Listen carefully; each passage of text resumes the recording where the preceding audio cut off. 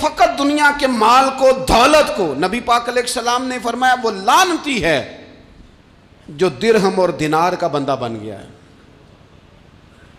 پیسوں کا بندہ بن گیا ہے، مل جائے تو خوش ہوتا ہے، نہ ملے تو تکلیف میں آ جاتا ہے۔ یہ غافل بندے کی علامت۔ مومن تو وہ ہوتا ہے کہ دولت رزق حلال ضرور کماتا ہے تاکہ کسی کے آگے ہاتھ نہ پھیلانا پڑے، کوشش ضرور کرتا ہے، پر دنیا کو جیب میں جگہ دیتا ہے، دل میں نہیں دیتا۔ اس کی جگہ جہاں ہے اسے وہاں رکھتا ہے، اسے دل میں جگہ، دل تو ایک ہے، اس میں رب رسول کو بسائیں گے یا کسی اور کو بسائیں گے؟ تو حب دنیا یہ غافل ہونے کی بہت بڑی علامت ہے۔ پھر اسی طرح جو بندہ رب کریم کو جانتا نہیں نا، وہ بھی غافل ہو جاتا ہے۔ ایک تو جو یہ نہیں نہ جانتا کہ رب کریم سزا دے گا، وہ مجھے دیکھ رہا ہے، اسے نہ اونگ آتی ہے نہ نیند آتی ہے، جو اس کی معرفت نہیں رکھتا کہ میرا رب ہر وقت مجھے دیکھ رہا ہے، وہ بھی غافل ہو جاتا ہے۔ جسے پتہ ہونا کہ مجھے دیکھ رہا ہے وہ غافل نہیں ہوتا۔ اور جو یہ سمجھ لیتا ہے نا کہ شاید معاذ اللہ ثم، اس یقین کو پکا نہیں کرتا، وہ غافل ہو جاتا ہے۔ اور ایک جو یہ نہیں نہ جانتا کہ رب مہربان کتنا ہے، وہ بھی غافل ہو جاتا ہے۔ مجھے بتائیے سب سے زیادہ تو بندہ اس کے دروازے پہ جاتا ہے نا جو سب سے زیادہ مہربانی کرنے والا ہو، اس دروازے سے بندہ اٹھتا ہی نہیں۔ تو جس کو یہ یقین ہو جائے نا سب سے زیادہ کرم فرمانے والی ذات اللہ رسول کی ہے، وہ کبھی رب رسول سے غافل نہیں ہوتا، وہ کبھی اللہ رسول کا دروازہ چھوڑ کے نہیں جاتا، وہ کبھی کسی اور جگہ جا کے پناہ تلاش نہیں کرتا۔ جسے پتہ چل جائے نا وہ کریم کتنا ہے، مہربان کتنا ہے۔ ملا رومی رحمت اللہ علیہ فرماتے ہیں بہت بڑا مجرم تھا ایک بندہ، بہت بڑا گناہگار تھا، بت کو پوجتا تھا، تھک گیا، ساری رات بت کے سامنے کھڑا تھا، معاذ اللہ یا صنم یا صنم یا صنم کہتے، تھک گیا، نیند آ گئی، اونگ آ گئی۔ جب پوری طرح نیند آ گئی اور دماغ پہ نیند قبضہ کرنے لگی تو اس کے منہ سے نکل گیا، صنم صنم کہہ رہا تھا نا، نکل گیا یا صمد، او بے نیاز مالک۔ رب کریم نے فرشتوں سے فرمایا دوڑ کے جاؤ، جو کہتا ہے اسے دے دو۔ فرشتے کہنے لگے مالک وہ تو بت کو پکار رہا تھا، اس نے تو غلطی سے نام لیا ہے۔ فرمایا مجھے نہیں پتا، لیکن دیکھو نا اس نے مجھے پکارا تو ہے نا، کتنی دیر سے جھوٹے کو پکار رہا تھا، اس کا معاملہ حل نہیں ہوا، اب اگر سچے کو پکارنے پہ بھی حل نہ ہوا تو فرق کیا رہ جائے گا؟ دے دو جو مانگتا ہے، دے دو۔ میرے دوست گھر پتہ چل جائے وہ کریم کتنا ہے، وہ مہربان کتنا ہے۔ میرے رسول پاک علیہ الصلوۃ والسلام نے تو فرمایا تیری آنکھ سے اگر اس کے خوف سے اتنا آنسو بھی نکل گیا جتنا مچھر کا پر ہوتا ہے، تو جس طرح بھینس کے تھنوں سے نکلا ہوا دودھ واپس تھنوں میں نہیں نہ جاتا، جو اتنا بھی روئے نہ روئے اللہ کے خوف سے، وہ بندہ دوزخ میں نہیں جائے گا۔ تھوڑی دیر کے لیے ڈر جائے اپنے رب سے، آئے تو صحیح۔ عدم معرفت غفلت پیدا کرتی ہے، تو آ تو صحیح، وہ تو کریم ہی بڑا ہے، وہ تو مہربان ہی بڑا ہے۔ حضرت زنیرہ رضی اللہ تعالی عنہ حضور کی صحابیاں ہیں۔ ایام جو مکے کے تھے مسلمانوں پر بڑی آزمائش کے تھے، انہیں بڑا مارا کفار نے، اتنا مارا کہ ان کی بینائی چلی گئی، نظر آنا بند ہو گیا۔ کافروں کی عورتوں نے تانا دیا کہ تو نے ہمارے بت چھوڑے ہیں نا، تو دیکھنا تیری بینائی چلی گئی۔ تو جناب زنیرہ اللہ پہ بھروسہ، توکل، معرفت الہی کا جذبہ، اٹھ کے کھڑی ہو، کہنے لگی چپ کرو، تمہارے جھوٹے بت کیا کر سکتے ہیں، میرا رب چاہے تو صبح جب میں اٹھوں تو میری آنکھیں روشن ہو، اگر کریم کرم کر دے۔ لوگ کہتے ہیں واقعی ایسا ہوا، جب وہ سویرے اٹھیں تو اللہ نے ان کی روشنی واپس کر دی تھی۔ تجھے پتہ چل جانا وہ مہربان کتنا ہے۔ وہ ایک بزرگ تھے تو ان سے کسی نے کہہ دیا کہ اگر آپ کا حساب آپ کے ماں باپ کے ذمہ ہو جائے تو پھر کیسا، پوچھنے کے لیے قیامت میں اگر ماں باپ حساب لیں تو پھر کیسا۔ تو بڑے سیانے لوگ تھے جو دل والے تھے، کہنے لگے نہیں، رب کریم ہی ٹھیک ہے، اس لیے کہ وہ ماں باپ سے کہیں بڑھ کر پیار کرنے والا ہے۔ اگر یہ معرفت مل جائے وہ کریم کتنا ہے، اور جب بندہ پوری طرح اس کی بارگاہ میں آ کے تڑپ جاتا ہے نا، مولا میں جاؤں کدھر، تیرا دروازہ چھوڑ کے جاؤں کدھر۔ اقبال کہتے ہیں وہ ایک سجدہ جسے تو گراں سمجھتا ہے، 1000 سجدوں سے دیتا ہے آدمی کو نجات۔ تجھے جگہ جگہ جھکنا نہیں پڑے گا اگر تو صحیح معنوں میں اپنے رب کی بارگاہ میں جھک جائے۔ تو میرے عزیز کوشش کریں کہ اس کی معرفت، اس کا کرم، اس کی عطا اور اللہ تبارک و تعالیٰ کے حاضر و ناظر ہونے پر عین الیقین، حق الیقین حاصل کریں۔ اور پھر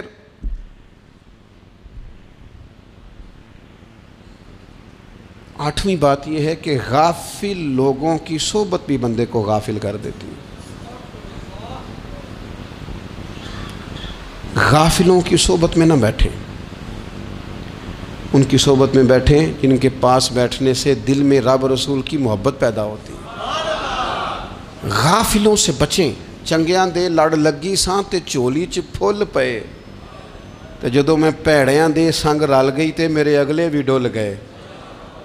برے آدمی کی صحبت بندے کو غافل کر دیتی۔ غافلوں کی صحبت میں کبھی نہ بیٹھیں، کبھی نہیں۔ غافل آدمی آپ کو غافل کر دے گا۔ میرے نبی پاک علیہ الصلوۃ والسلام نے فرمایا انسان اپنے دوست کے مذہب پر ہوتا ہے۔ یہ بہت بڑے لفظ ہیں۔ فرمایا المرء علی دین خلیلہ، انسان اپنے دوست کے مذہب پر ہوتا ہے۔ تو دیکھ تو نے دوست کس کو بنایا ہے، جو تیرے دوست کا مذہب ہوگا وہی تیرا ہو جائے گا۔ ہم نے دوست بنایا نا غوث پاک جیلانی کو، ہم نے یاری لگائی ہے نا داتا علی اجمیری سے، ہماری نسبت ہے نا معین الدین اجمیری سے، ہمارا تعلق ہے نا بہاؤالدین زکریا ملتانی سے، ہمارا رشتہ ہے نا حضرت مجدد الفسانی سے، ہم ماننے والے ہیں نا اعلیٰ حضرت بریلوی کے، ہمارا تعلق ہے کبھی جماعت علی سے کبھی مہر علی سے، ہمارا ان سے تعلق ہے تو صبح شام ہماری زبان پہ رہتا ہے بالغ العلا بکمالہ کشفت الدجی بجمالہ حسنت جمیع خصالہ صلو علیہ وآلہ۔ ان سے تعلق جڑا ہے نا تو کئی دفعہ تنہائیاں تڑپا دیتی ہیں اور تڑپ کے کہتے ہیں اج سکھ متران دی ودھیری ہے، اج سکھ متران دی۔ سکھ کہتے ہیں اڈیق کو، متر کہتے ہیں محبوب کو۔ اج سکھ متران دی ودھیری ہے، اے کیوں دلڑی اداس گھنیری ہے، لوں لوں وچ شوق چنگیری ہے، اج نینا لائیاں کیوں جھڑیاں، سبحان اللہ سبحان اللہ سبحان اللہ۔ پہلے کہتے ہیں سکھ متران دی ودھیری ہے یعنی اداس ہوں، پھر حضور کے جلووں پہ نظر کرتے ہیں، کہتے ہیں سبحان اللہ سبحان اللہ، ماں اجملہ کا، ماں احسانہ کا، ماں اکملہ کا، اور پھر فوراً کہنے لگے او کتھے مہر علی، او کتھے مہر علی، کتھے مہر علی، تے کتھے تیری سنا۔ اب ایکھو مشتاق اکھیں کتھے جاڑیاں، بلغ العلا بے کمال کشفت الدجی بے۔ اور میرے اعلیٰ حضرت کہنے لگے سرور کہوں کہ مالک و مولا کہوں تو، باغ خلیل کا گل زیبا کہوں تجھے، تیرے تو وصف عیب تناہی سے ہیں بری، حیران ہوں میرے شاہ میں کیا کیا کہوں تجھے۔ غافل آدمی کی علامت ہے برے لوگوں کی صحبت میں۔ خبردار ان کے پاس نہ بیٹھنا جن کے پاس بیٹھنے سے تمہارے دلوں میں اولیاء اللہ، اللہ کے بندوں کی عداوت پیدا ہو۔ خبردار خبردار ان کے پاس نہ بیٹھنا جن کے پاس بیٹھنے سے تمہارے دلوں میں حضور کی اولاد پاک کے بارے میں شک پیدا ہو۔ خبردار اس شخص کے پاس نہ بیٹھنا جو امام حسین ابن علی کے بارے میں کوئی کمزور بات کرتا ہو، بچنا۔ خبردار اس سے بچنا جو حضور کے صحابہ کے بارے میں بات کرے، بچنا بچنا اس سے۔ جو سیدنا ابو بکر صدیق کے بارے میں کوئی، دیکھو کیا مقدر ہیں صدیق و فاروق کے، جن کے گھر ہی رحمتوں کے خزینے میں، بھلا کیا کہا نبی پاک حضور نے فرمایا میرے اوپر جس نے نیکی کی تھی بدلہ دے دیا ہے. یہ جو میرے ابو بکر صدیق ہے نا، ان کو میں اللہ کی بارگاہ میں لے جاؤں گا، کہوں گا مالک تو ہی بدلہ عطا فرما. ایک ہاتھ میں جناب صدیق کا ہاتھ پکڑا، ایک میں حضرت عمر کا ہاتھ پکڑا، اور حضور مسجد نبوی سے باہر آ رہے ہیں. دیکھنے والے کی زبان سے بے ساختہ سبحان اللہ نکل گیا. کیا شان ہے، کیا مقدر ہے. تو حضور علیہ السلام رک گئے اور روک کے فرمایا تو حیران ہو رہا ہے نا، تو حیران ہو رہا ہے نا کہ میں نے ایک ہاتھ میں ابو بکر کو پکڑا ہے، ایک میں عمر کو پکڑا ہے. فرمایا قیامت میں جب میری قبر کھلے گی تو میں اسی طرح قبر سے نکلوں گا، اس طرح میدان محشر میں آؤں گا. خبردار حضور کے وفاداروں کے وفادار رہنا، ان کے وفادار رہنا، ان کے وفادار رہنا. بڑا عجیب دور آیا ہے. ہم نے یہ دور دیکھا ہے کہ لوگ حضور کے صحابہ کے بارے میں بھی بات کریں گے. اب نبی پاک کی اولاد پاک کے بارے کو بھی ڈسکس کیا جائے گا. اپنا منہ تو دیکھ، اپنی حیثیت دیکھ، اور پھر وہ بندے دیکھ جن کو اللہ نے چن کے اپنے محبوب کی غلامی کے لیے حضور کے قریب بٹھایا ہے. تو بچنا ایسے لوگوں سے، پرہیز کرنا. خبردار عقیدہ ستھرا رکھنا، عقیدہ ستھرا رکھنا، صاف رہنا، پاکیزہ رہنا، غافلوں کی صحبت سے بچنا. بڑا ڈرتے ہیں اللہ سے، دعائیں مانگتے ہیں یا اللہ نسلوں میں بھی وہی بندے پیدا فرما جو عقیدے پکے رکھنے والے ہیں. وہ بندے پیدا فرما ہماری نسلوں میں. ایک وہ بندہ بھی غافل ہو جاتا ہے جو امیدیں لمبی لگا لیتا ہے، جن کے منصوبوں میں دولت بھی ہوتی ہے، گھر بھی ہوتا ہے، اولاد کا بڑا ہونا بھی ہوتا ہے، پوتے پوتیاں نواسے نواسیاں دیکھنا بھی ہوتا ہے، یہاں بھی گھر وہاں بھی گھر، یہ سیر، یہ سارا کچھ ہوتا ہے. لیکن رب کی بارگاہ میں پیش ہونا جن کے پیش نظر نہیں ہوتا. لمبی امیدیں. حضرت مولا علی شیر خدا فرمایا کرتے تھے میں تم پر دو باتوں کا خوف کھاتا ہوں، جو ڈر آتا ہے. ایک یہ کہ تم خواہش کی پیروی کرو گے، جو نفس کی خواہش ہوگی اس کے پیچھے لگ جاؤ گے، اور ایک کہ تم لمبی لمبی امیدیں باندھو گے. اتنے سال جینا ہے، اتنے 100 سال جینا، یہ کرنا ہے، وہ کرنا ہے. منصوبہ بندی کریں مستقبل کے لیے، وہ بری نہیں، لیکن تیاری رکھیں، تیاری رکھیں. اس بات کا بھی خیال رکھیں کہ اللہ کی بارگاہ میں حاضر ہونا. یہ غفلت کی چیزیں ہیں جو بندے کو غافل کر دیتی ہیں. جو لوگ اللہ کا ذکر نہیں کرتے وہ بھی غافل ہو جاتے ہیں، اور جو فضول باتیں زیادہ کرتے ہیں نا، ہنستے زیادہ ہیں. فَلْيَضْحَكُوا قَلِيلًا وَلْيَبْكُوا كَثِيرًا. قرآن کہتا ہے زیادہ رویا کرو، کم ہنسا کرو. نبی پاک علیہ الصلوۃ والسلام سے پوچھا تھا حضرت عقبہ بن عامر نے کہ یا رسول اللہ نجات کس چیز میں ہے؟ تو نبی پاک علیہ الصلوۃ والسلام نے فرمایا ایک تو اپنی زبان قابو میں رکھو، دوسرا فرمایا اپنے گھر میں ٹھہرے رہو، تمہارا گھر تمہارے لیے کافی ہو، فضول نہ نکلو گھر سے، اور تیسرا فرمایا اپنی خطاؤں پہ رویا کرو. کثرت کلام اور فضول کلام اور بلا وجہ یہ بندے کو غافل کرتا ہے، دل کو سخت کرتا ہے. یہ چند چیزیں ہیں جو انسان کو غفلت میں ڈالتی ہیں. اپنے آپ کو ان چیزوں سے بچائیں اور غفلت کو توڑیں. آپ کے ذمے، میرے ذمے جو حقوق العباد ہیں ان کا پتہ کریں، جو اللہ رسول کے حقوق ہیں ان کی خبر دیکھیں. ہماری جو ذمہ داریاں ہیں ہم کس طرح انجام دے رہے ہیں اس پر توجہ کریں. اپنے معاملات کو ٹھیک کریں. ہم انسان ہیں، کوتاہیاں تو رہ جائیں گی، لیکن جب کوشش کریں گے تو پھر رب تعالیٰ مدد بھی فرمائے گا. ایک بات اور کرنی ہے. ایک تو میں نے عرض کیا غفلت کو توڑنا. ایک دوسری بات قرآن مجید کا ایک سبق اور. جب غفلت توڑنی ہے تو پھر لازمی طور پر ایک کام کرنا پڑے گا. میں نے یہ عرض کیا تھا کہ پلاننگ نہیں کرنی، فیصلہ کرنا ہے.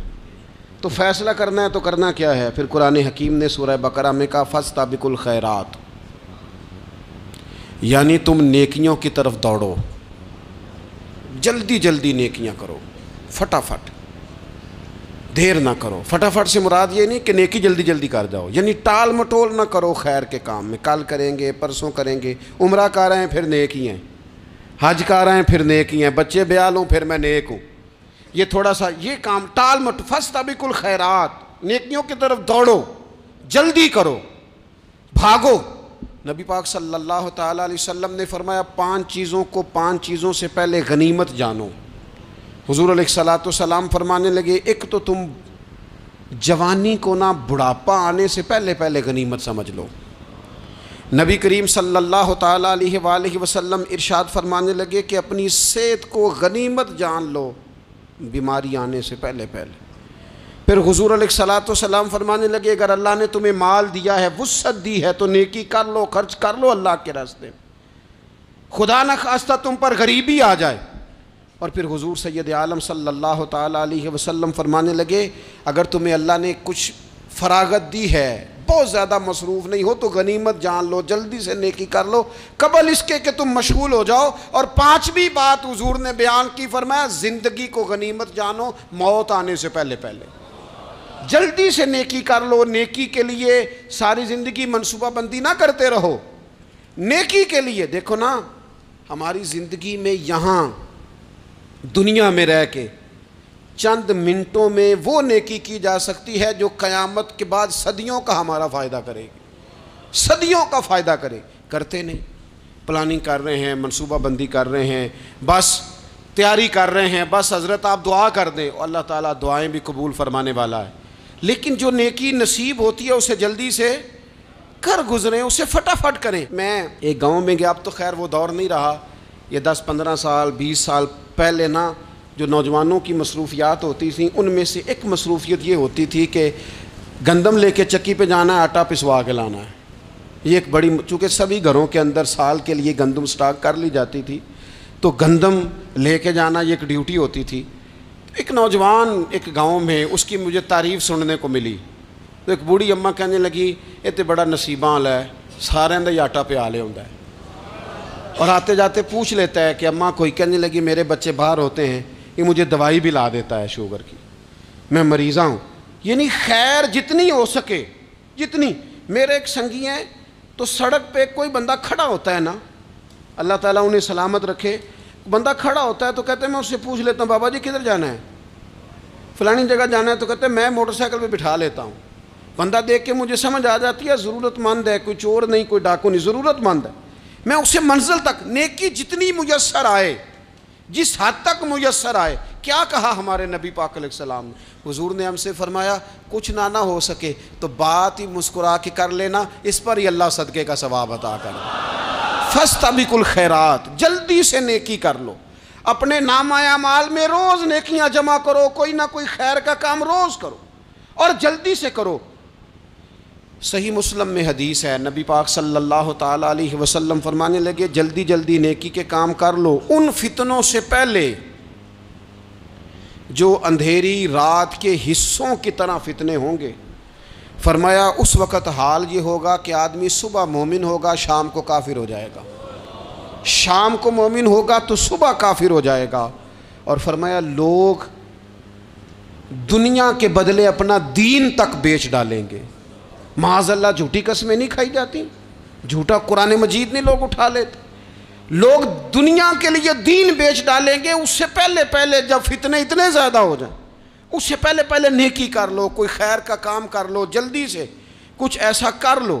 حضرت عقبہ بن حارث رضی اللہ تعالیٰ عنہ فرماتے ہیں یہ دیکھیں ہمارے نبی پاک علیہ السلام کی سیرت کیا ہے، حضور کا اسوہ کیا ہے، نبی پاک علیہ السلام ہماری تربیت کس طرح کرتے ہیں۔ حضرت عقبہ بن حارث رضی اللہ تعالیٰ عنہ کہتے ہیں ہم نے نبی پاک علیہ السلام کے ساتھ عصر کی نماز پڑھی، یہ صحیح بخاری میں موجود ہے۔